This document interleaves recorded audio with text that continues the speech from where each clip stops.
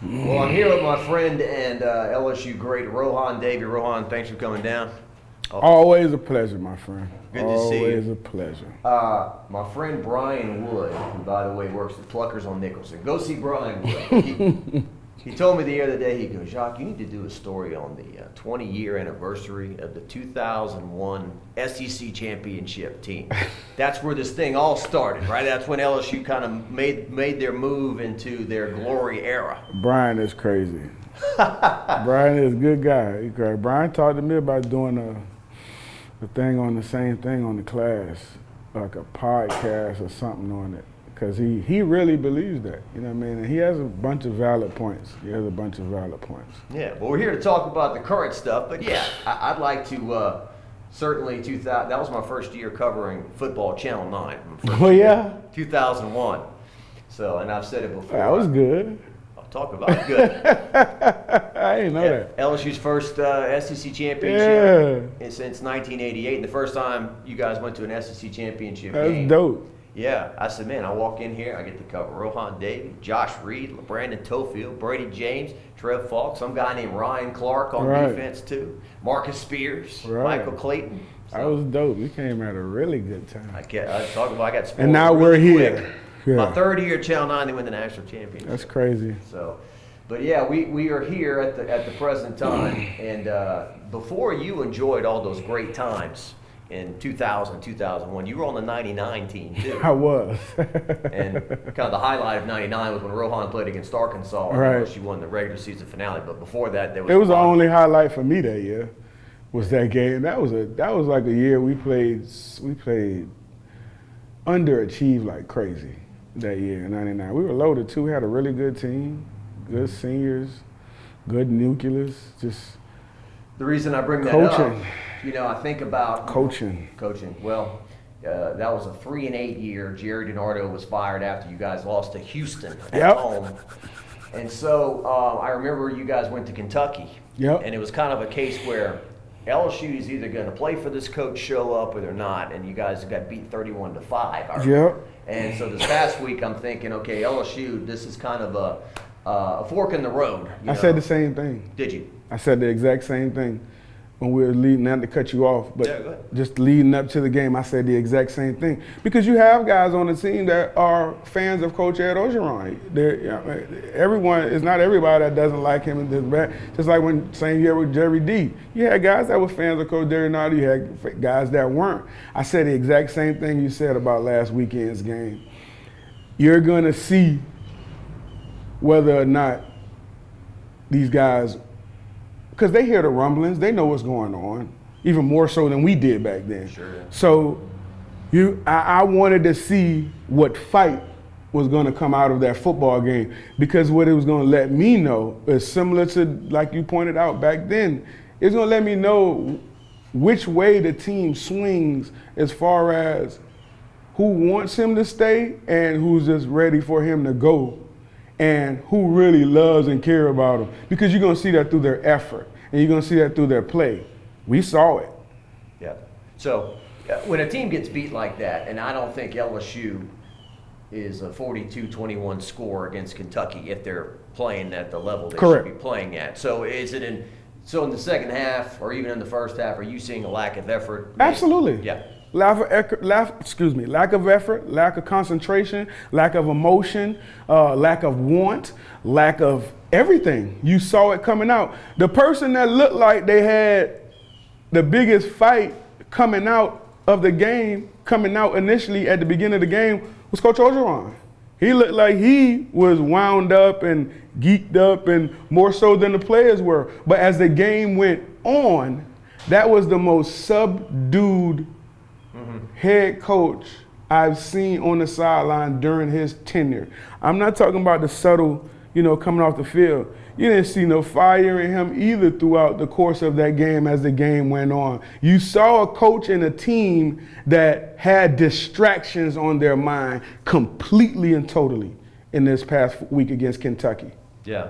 And I guess it's a case of Rohan, it feeds on itself. When the defense sees that the offense is not going to score any points, they're out there. I mean, Kentucky ran the ball for 330 yards against LSU, and Kentucky has won ugly, I guess you could say. They've won their games, but they're not a juggernaut team. They have kind of had to claw their way by, and the way that they beat LSU with such ease was alarming. It was alarming and it was embarrassing, and I understand that we didn't have the defensive line numbers that we may have wanted and so on and so forth. In my opinion, we've lost the war in the trenches on the offense and defensive side of the ball over the last 12 years during recruiting. So that's why that position, we talk about why we lose and why we're this, it's the trenches, period. We got as much skill as anybody else in America. It's proven in the NFL and the NFL draft by the amount of skill guys we have that are performing unbelievably in the league that haven't done it while we were here. We haven't developed and we haven't recruited that position well. And that's why we're getting our behinds whooped now. Because at least at the end of the day, you can run the ball. You can stop people from running the ball. That now leads them to be one-dimensional. We can play against a person if we know that there's only going to do one thing. You know what I mean? And for us, we just haven't done that well, Jock, and that's why we're in this position that we're in now with these guys giving up on their coach, with these guys now not listening to the noise and now not wanting to run through a brick wall for your coach anymore. Like, that's where it has. Coach Ed Orgeron has always been a guy that was a motivator. His calling card was a motivator and a great recruiter. Yeah. And I think he's shown that he can still recruit and shown that. But where he's shown is that now these guys they're questioning him more than they're lining up to do what he's saying now. And that's when you know that there's a problem. Yeah. Well, Ro, during the national championship year, we interviewed Coach O, and he said, look, these are the three things I do well. Motivate, like you said, recruit, and coach defensive line. Those are the three things I'm here to do. And I'm going to delegate defense to Dave Aranda, and I'm going to delegate offense to Joe Brady and Steve Ensminger. Maybe more Steve Ensminger than Joe Brady. I'm not going to take away what Joe Brady did. Certainly he brought a lot of things to LSU, but I think some of the things that he did were a little more romanticized, as far as his impact. I've heard over and over that Steve Ensminger was the guy that called the plays that year. And you saw the Fiesta Bowl when LSU threw for all those yards against Central Michigan. They were starting to open it up, Central Michigan. Central Florida, they were starting to open it up a little bit. But anyway, I'm rambling on track there. But like you said, the trenches. You had Lloyd Cushenberry at center on the national championship game, and now you got a guy who's playing at Harvard, and he's a great kid, he's a great young man, but you've got some spots on that offensive line. You're just not pushing people off the ball. And I think Kentucky, Rohan, kind of like Tyrone Davis-Price, I don't want to say they let him get the yardage. He had a good game. Yeah. But he went over 100 yards, and Kentucky's up 35-7. Correct. It's almost like a quarterback, hey, we'll give you the underneath Correct. stuff. No, I totally get that. That's not 100 yards in the sense of, I'm digging through and we're in a football game. You're getting those when they want you to have it. I understand that. Those are like what they call hidden yardage. That it's like, you got 100, but it's not really 100. Yeah. You got it on the books. And you know what? When Coach Orgeron hired his staff, not Dave Aranda, those guys, but after that with Canada, we had Canada there, and then now you have Coach Pease, and then so it's all the turnover. Mm-hmm. It's all the turnover also, Jock, that now these guys have to now learn a new system again, get used to this again, get used to that again. So you have this 5-star, 4-star recruit. Say you had a Walker Howard that was coming with all this and that. But now you put him through, and God forbid this happen, but now you put him through 3 offensive coordinators. Yeah. You're not going to get the best out of that kid. That kid's constantly every year learning, constantly learning this, learning that. You're not going to get the best out of him until he's ready to go. Now he's not developed. Yeah. That's why all these guys in the NFL, and we look and say, God, you guys came from LSU? Why didn't y'all win 4 or 5 national championships? You know what I mean? Or is he going to hunt more? It's because of the development, the lack of the development with the guys that we get. It's like we get them and we just learn, work on, we use their talents, but we don't develop them. We're not developing. And I think that's the next piece for where we need to go as an organization, as a university, as a football program, is make sure that there's something put in place, because it's not happening. It's clear it's not happening. Mm-hmm. to develop these kids or get the people in there that can develop these kids. Because clearly the people that we've had in place over the last however long have not developed these guys to now where they're flourishing here at LSU, and you're not just seeing them when they get here as a 5-star, 4-star, you see how impactful they are, but they're leaving the same way. That's a problem. Yeah, and it's different like Alabama. Yeah. Lane Kiffin is leaving Alabama to get a head coaching job Correct. at Florida Atlantic. Steve Sarkisian is leaving to become the head coach at Texas. When he's losing coaches, they're getting promoted to Head bigger coaching jobs. LSU is losing coaches because they're not getting along with the head coach. That's right. And they're not productive. Like you said, Matt Canada, 1 year he was in and out. Bo Pelini, Scott Linehan, some of these hires just haven't worked out. All of them, man, and for whatever reason. But the one consistent thing, and I guess you do have to give the head coach grace for trying to get it right. But after a while, if the guy that's trying to get it right isn't getting it right, then what's the problem? Yeah. The problem isn't those guys. Now you have to point that finger at yourself. And like Coach Ed Ogeron said, I think last week's press conference before he started, he's like, I take full responsibility.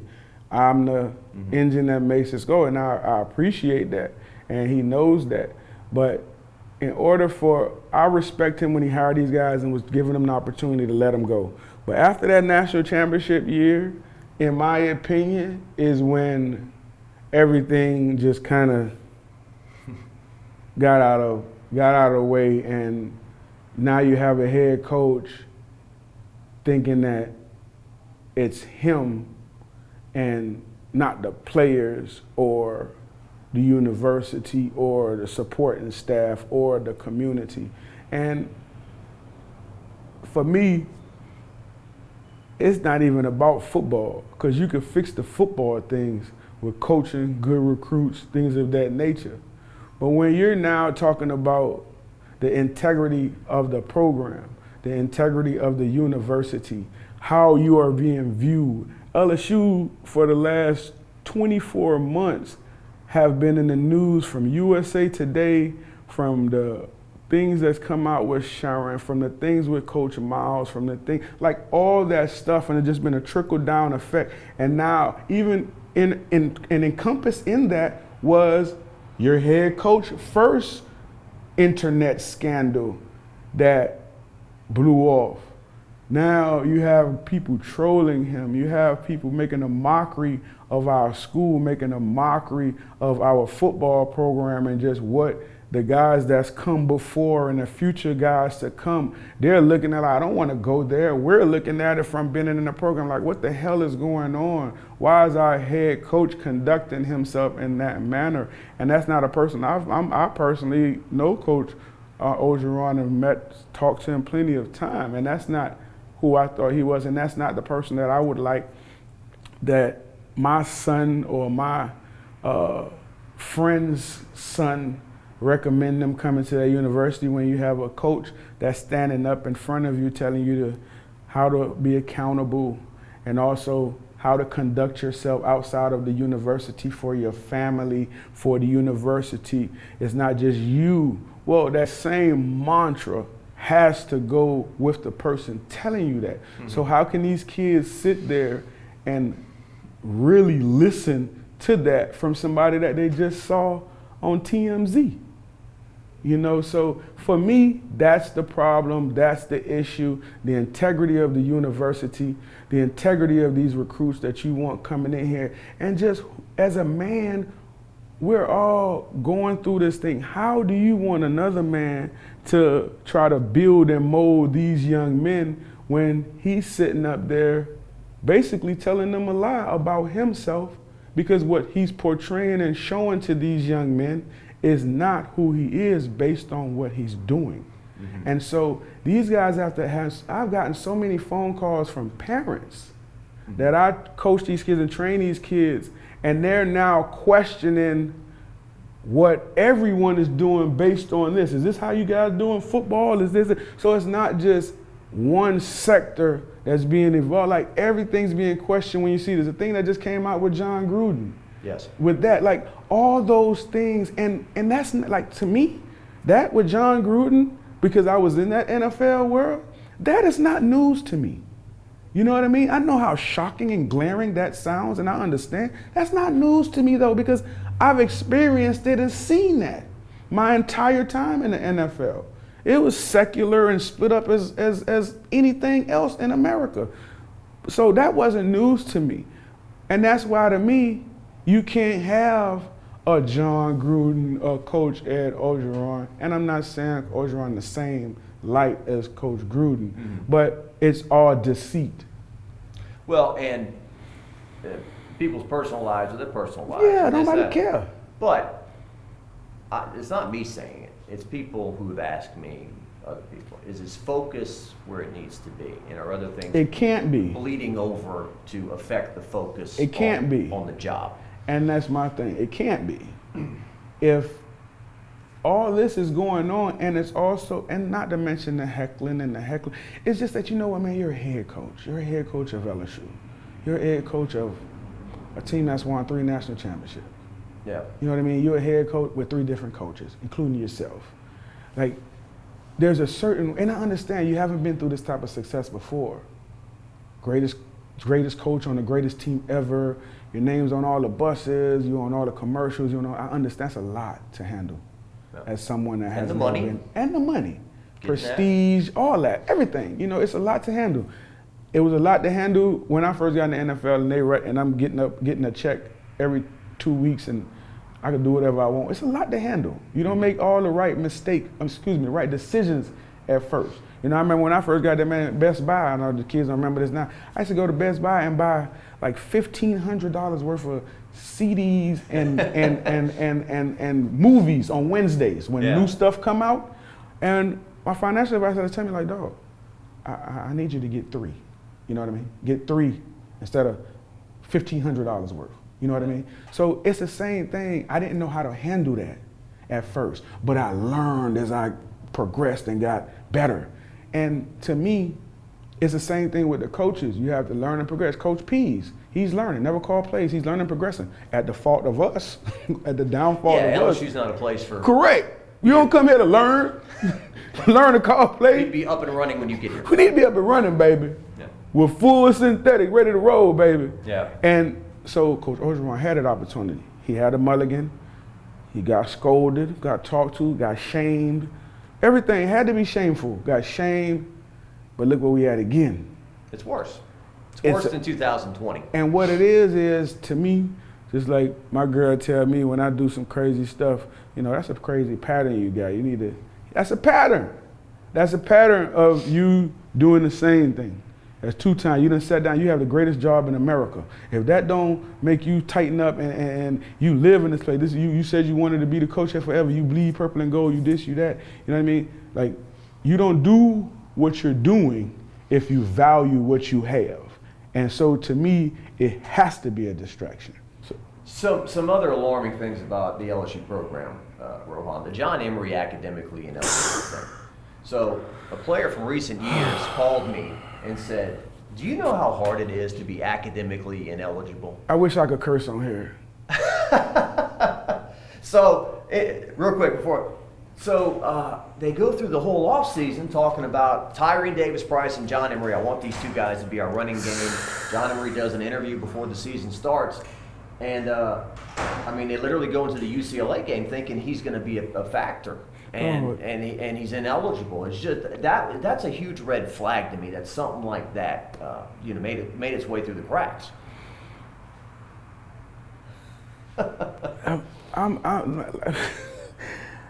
Jack. Now look, you can lead a horse to water. You can't make him drink. You can shove their head underwater, and you can't make him drink. So John Emery has some responsibility there. Yeah, he has some responsibility. He does. But who's watching this stuff? Oh my God. John Emery has a responsibility because it's his education, and ultimately you get what you put into it. I totally 100% understand that, and I don't want to take any responsibility off. And he had some personal things going on. His lawyer talked about, I think his grandmother passed away. And he had a bunch of little things going on, man. And some other guys did too, though. But go ahead. This is the thing, though.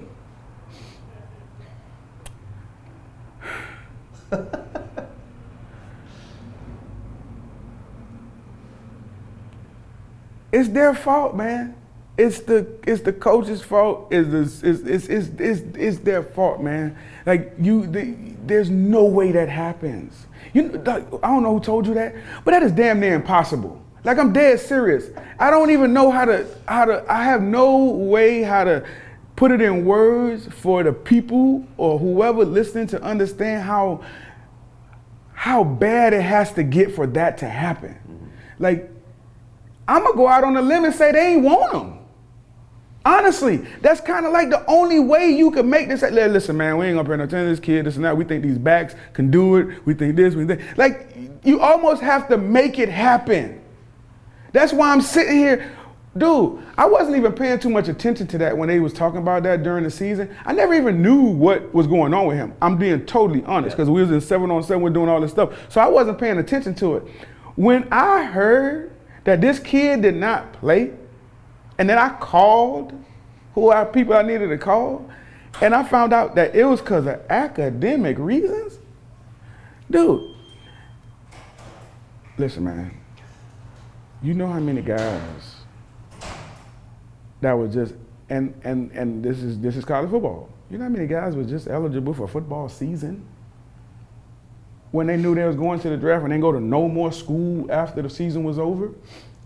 And that was known. You understand what I'm saying? This isn't something, that's why I said, in order for this to happen, it's almost like they gotta want it to happen. I'm being totally, like, I'm telling you, see how I'm at a loss for words with this, because I just can't remember the last one. I don't know how that happens. You have study hall, you have your coach, you have your academic advisor, you have your tutor, you have your teachers. Like, there's so many steps this goes through for you to be eligible or non-eligible. Like, so many people had to know about this for this to happen. So that's why I say, in order for this to happen, kind of might have wanted it to happen. You know what I'm saying? Yeah. Like, might have put the kid mind at rest. Hey, you're gonna be fine here. We understand you got this going on. That's this clause that could maybe get you this here. Like, I don't know what they told him. I don't know how it went down, but I do know one thing. In order for this to happen, like, 100 people gotta drop the ball. Like, literally. And I say that in a reverse way because they also gotta want it to happen. Well, and John Emery's 5-star running back coming down to Destrehan.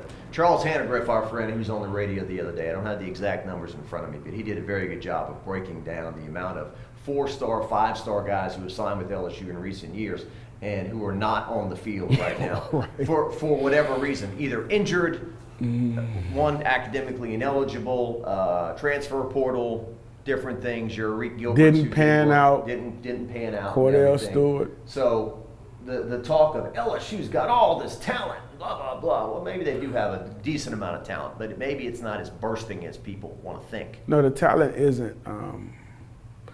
And like our state pointed out, especially with the big guys, the linemen, the talent isn't up to par as the Alabamas, the Georgias, Kentuckys.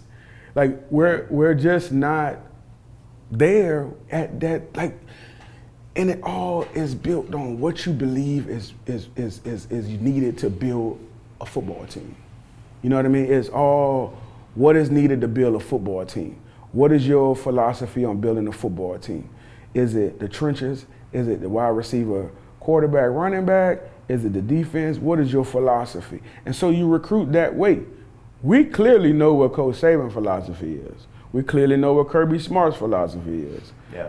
Urban Meyer, we knew what his was when he was in the game. All these top guys, Clemson, we know what their mantras are. Jimbo, you see where Texas A&M is going.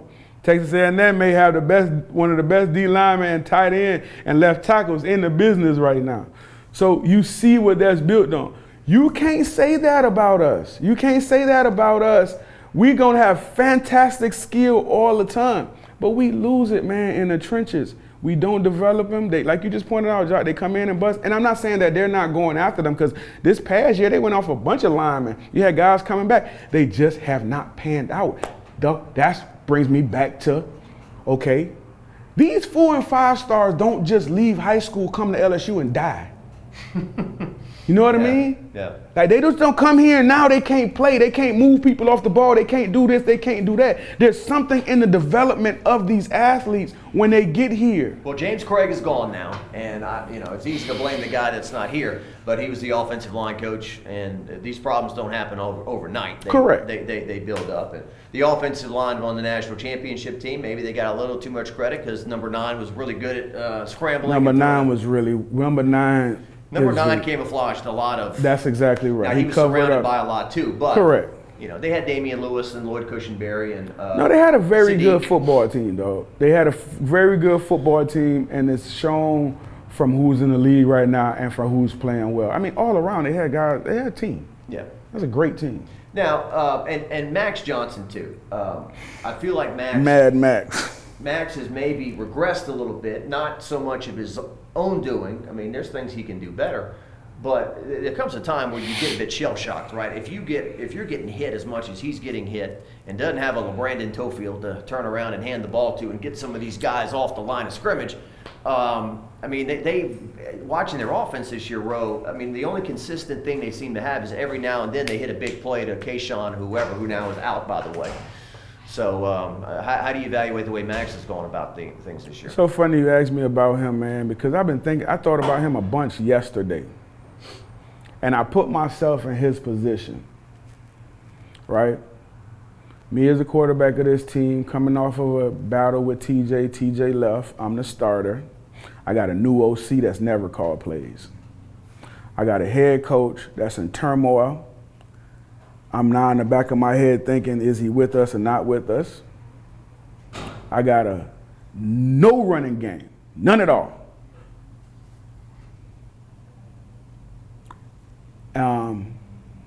My big tight end is gone, one of my weapons. My defense is a new defensive coordinator. So basically, they're asking Max to play like he's a senior, in my opinion. When I watched the first game with him, he's changing protections, he's swinging a line. This is the first game UCLA. I thought Coach Pease put too much on him to take the responsibility off of himself that game. Or maybe thought that he could handle more than he did. So I gave him a mulligan. I actually now, man, from yesterday thinking about Max's situation, absolutely he could be playing better, could be making a couple better decisions.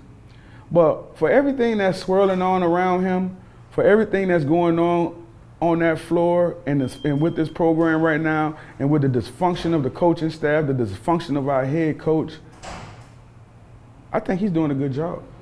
What about the internal clock? When you're used to the rush coming so quickly, everything gets sped up, right? Instead of waiting an extra half second to hit Jack Besh across the middle, whatever, I'm pulling the trigger too quickly or whatever. Yeah. That comes with reps. Yeah. Jock, he's a true sophomore. He's a true sophomore, and a true sophomore that's learning and trying to learn with no offensive line, with no running game, with a rookie play caller that's also trying to figure it out himself and trying to understand which one of these guys play good in game situations and all that type of stuff. Like, they're all trying to figure out. They'll definitely be better this next year, hopefully. But they're just trying to figure it out. I don't think that helps Max by having a rookie trying to learn from a rookie play caller. I don't think that helps Max any. Yeah. I think if you had somebody like, that's the only people that I know is like Jimbo or guys that are seasoned at it, then they could help Max more. You know what I mean? I don't think Coach P right now could help Max as much as he would like to, because he doesn't know, simply doesn't know, because he hasn't been in those situations as a play caller. I'm not saying as a player or whatever, but he hasn't been in as a play caller. So he's now trying to figure it out because he hasn't been in as a play caller. Max hasn't. So they're trying to figure this thing out together. You know what I mean? All right. Well, so as we're sitting here right now, this feels a lot like last year when LSU was about to play Florida. I remember ESPN College Game Day ran a pretty long and unflattering piece on LSU. I think they were 3-5 at the time. I'm sitting in a Gainesville hotel like, this is not going to be good tonight. LSU's a 23-point underdog. Take nothing away from LSU. Some miraculous turnovers they forced and a 57-yard field goal in the fog and a Florida guy throwing the shoe. So LSU somehow won the game. Does somehow LSU rise up this weekend and win this game, or is this going to be a really rough 6-7 weeks here to get to the finish line of 2021? Yeah, Jock, I think it's going to be a rough finish, my friend. And listen, I would love to be wrong. I really would for these kids. These guys don't go out. You feel bad for them. I do. These guys don't go out and work all season for your season to go like this. And it's Murphy's Law. Everything that can go wrong has gone wrong. Before the year, we said Derek Stingley and Eli Ricks, those two guys as our corners. We're going to lock it down, and this defensive line's going to rush the quarterback, and Ricks. Everybody's back. Best defense in the country. We're going to lock it down. So Ricks, Stingley, both out. Who's one guy on offense that you can say, well, I hope you don't lose that guy, Kayshon Boutte, gone, out for the year. And so the injuries all over the place. And as you said, maybe combined with the head coach and the things that are swirling around him right now, bad situation. And I do think, Ro, you don't want to teach young people to quit. No. And there were guys on your 99 team and your 98 team that stuck through it, went to the practices, lift the weights. Yeah. You guys did not have success, and they were better people for doing it. So you don't want to tell kids, hey, if you start losing, hit the transfer portal. Right. But if some of the stuff you're saying is true, then it's a little more complex, maybe. Well, I think if it was just kids leaving because I'm not playing. Mm-hmm. It's more of a leadership thing, you say. Yeah. I'm not going to follow this anymore. Correct. It's more of a leadership, and then more of a fear of the unknown. I don't know who's going to be here. I don't know who my coach is going to be. Mm-hmm. I don't know who my position coach is going to be. Now you have these other coaches that have this relationship with these. They're reaching out to them. Coaches from hey man, you don't know who your coach is going to be. You know who I am. You know I'm going to be here. Da, da, da, da, da. It's all that. It's all that's going on. Yeah. Well, Coach Joe and I had a little moment on Monday during his press thing, and I'm not out to get Coach O by far. I've enjoyed covering him and everything. I had hoped he did well and everything. That was about a 1.5 on the 5 Richter scale of a press conference. I've dealt with Nick Saban and Sean Payton. I've been chewed out and spit out before. A little awkward the other day. Not a big deal. And we talked afterwards. It's not a big deal. Not out to get Coach O. Just got to ask the tough questions. And these are tough times. Yeah. This is unprecedented for me at Channel 9. I've never covered a team like this before. It's always been 8 wins or more every year. I think that when you go through times like this, in my opinion, and this is what I've been told, bred in my head through sports, and also now as I'm a 41-year-old man with kids and been through all that, tough times reveal your character, man, and it reveals who you are, and it reveals who the people are around you, and I firmly believe that. And I think that the tough times that Coach Ed Orgeron has been recently going through since the end of the championship season, I think that he has to take some accountability to how he's handled some situations and how he's not handled some situations. And your tough questions and everyone's tough questions are based on how he has or has not handled situations and how it has transferred over to making it seem like you're not focused on your football team. And I say making it seem like because I'm speculating, but to me, it shows clearly that there's a lack of focus on his part at times. And it's affected their team. And I don't think anybody's out to get Coach Orgeron. I just think that he probably was in his feelings with you, at that time. I'm serious. Yeah, it was a follow-up, actually. I didn't plan on talking to him about his job status. He'd already kind of talked about it. I'd asked him something about the transfer portal and stuff, and he said something like, well, sometimes I'm the last one to know. And I kind of felt bad for him in the moment. And so I was just like, well, Coach, how you doing with your job status being talked about? And anyway. Was not trying to attack the head coach and will not be trying to attack anybody, but we'll have to ask some questions. But see, sometimes I be coming across like I'm so insensitive. He's getting paid a lot of money. It's a big gig. But this is the thing that I don't understand about this, though, is what he just said to you. Why are you the last to know? I kind of thought that too. You're the head coach. Yeah. That's my thing. Say, you know, sometimes with these things, I'm the last to know. Dog. That's what I'm talking about when I point things out. I liked him because he was transparent, but sometimes he's transparent, I guess, and Scott Woodward goes, you know, why did you say that? Type thing. So that's how we are. Us Cajun people go on. But Jamaican people, honestly. Yes, but that's what I'm saying. Everybody, like, you just, you know what I mean? You say what's on your heart. That's what I like about, it's so funny to say, that's what I like about, like, Europeans and people from the island. Because you know how sometimes you go to press, I saw this when I first went to Europe. They asked the guy, when I was in Europe for NFL Europe, they asked him a question about, like, the game or something. And he just outright told him, hey man, I just had too much to drink the night before, and this and that happened, and they brought a party bus over for the girls, and one for the team, and one for the players, and I apologize to my team because I wasn't feeling right until the game was over. Can we start the game over at the end of the game? I'm sober now. The girls aren't on my mind anymore. And so that's what I like about it. They honesty. It just come out to tell you the truth. When you ask them a question, they just tell you like Antetokounmpo. You ask him something, that boy tell you exactly what he thinking.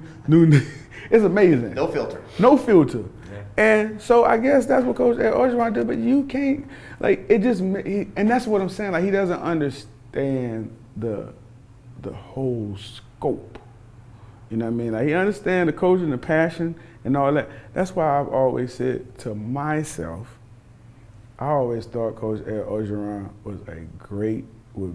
was exactly what he was, a great position coach, great recruiter, and all that. I just think that we fell into a really feel-good hiring, and that's what happened. Yeah. Well, I've already got some people that are telling me he's going to go to Alabama. So Analysts. Oh, God, he's going to go to Alabama. So, the great Rohan Davey, thanks for coming by, man. Appreciate you, partner. All right.